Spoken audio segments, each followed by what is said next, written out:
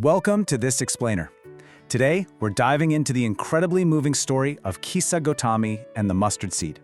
It's this ancient parable about a mother's fierce love, an unthinkable loss, and a journey through grief that actually reveals a massive, universal truth about all of us. So let's jump right into the big question here. How exactly did a single, completely ordinary mustard seed completely change the way we understand human suffering? Well, to figure that out, we've got to look at the story of a young mother named Kisa Gotami. Our story starts in this bustling ancient town where Kisa lived. Now, we know she had experienced her fair share of quiet hardships, but all of that just evaporated when she had her firstborn son.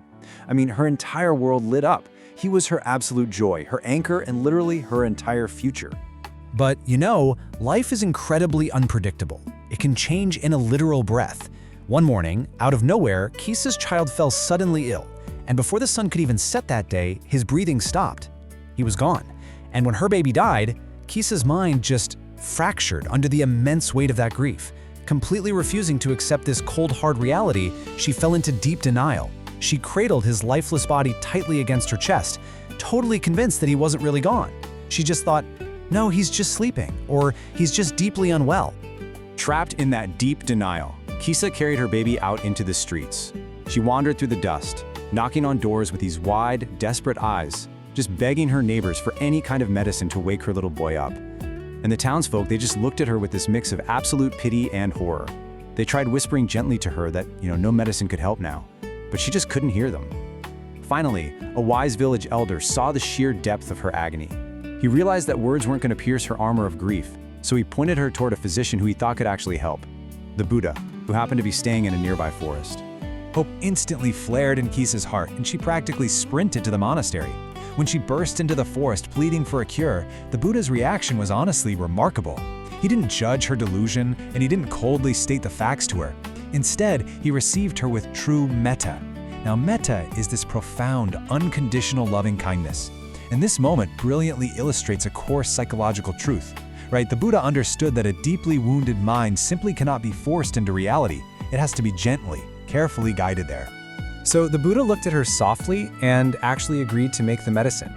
He told her he only needed one single super common ingredient, just a handful of mustard seeds. But he attached this one incredibly specific, absolutely crucial condition. He said the mustard seeds must come from a home where no child, no spouse, no parent, and no servant has ever died. His voice was just steady and calm as he set the parameters for her quest. So we have to ask ourselves, will Kisa find a single home totally untouched by loss? Well, hearing this simple condition, Kisa's face just lit up. She nodded eagerly, totally confident that this was going to be the easiest task in the world. After all, mustard seeds were everywhere. Literally every single household in the valley had them in their pantry. So she eagerly hurried back into town to collect her ingredients, completely unaware of the profound, world-shifting truths she was actually about to uncover. She knocked on the very first door she found and asked for the seeds to cure her boy. The woman inside was super kind and gladly offered her a small pouch. Kisa smiled, but then she remembered the Buddhist's strict condition. She asked, kind of anxiously, "Has anyone ever died in this house?" The woman's face instantly darkened with sorrow, and she replied, "My husband passed away in this very room just last winter." Kisa's heart immediately sank. Realizing she couldn't use those seeds, she handed them back and moved on to the next house. And this exhausting search stretched through the entire afternoon. From that first house where a husband was lost, she went to a second only to find they had lost their youngest daughter to a fever. She went to a third, a fourth, a fifth.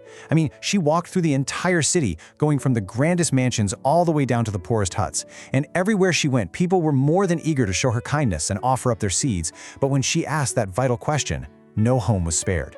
Every single door yielded the exact same heartbreaking result. As Kisa asked her question at every single door, the tragic answers from her neighbors started to echo across the town, almost like this haunting chorus. People told her about lost fathers, servants who had literally just died yesterday, sons taken years ago. They kept telling her the living are few, Kisa, but the dead are many. It was this overwhelming realization that her entire community was just saturated with loss, hiding right there behind the front door of every single home. So as the sun began to dip below the horizon and cast these long shadows across the valley, an absolutely exhausted Kisa finally sat down by the side of the dirt road. She watched the evening fires flicker in the houses around her, eventually burning out into darkness. And in that quiet, heavy darkness, a profound shift finally clicked within her mind. She looked down at the lifeless child in her arms, and for the very first time all day, she truly saw him. She realized that she had been believing her sorrow was this totally unique, isolated cruelty that the universe had inflicted only upon her. You see, the impossible task of gathering those mustard seeds had brilliantly illustrated this concept called Anicca. Now, Anicca is the absolute law of impermanence. It's that inescapable, undeniable truth that everything changes, and everything that arises must eventually pass away. The seeds revealed to her that suffering and death were definitely not these cruel punishments targeted specifically at her, but rather they're the universal threads binding every single human being together. And with this incredibly profound realization, her hyperfixation just completely broke. That intense illusion of her isolated pain dissolved into a really deep sense of shared human connection. So no longer trapped in that denial, Kisa carried her son to the burial forest.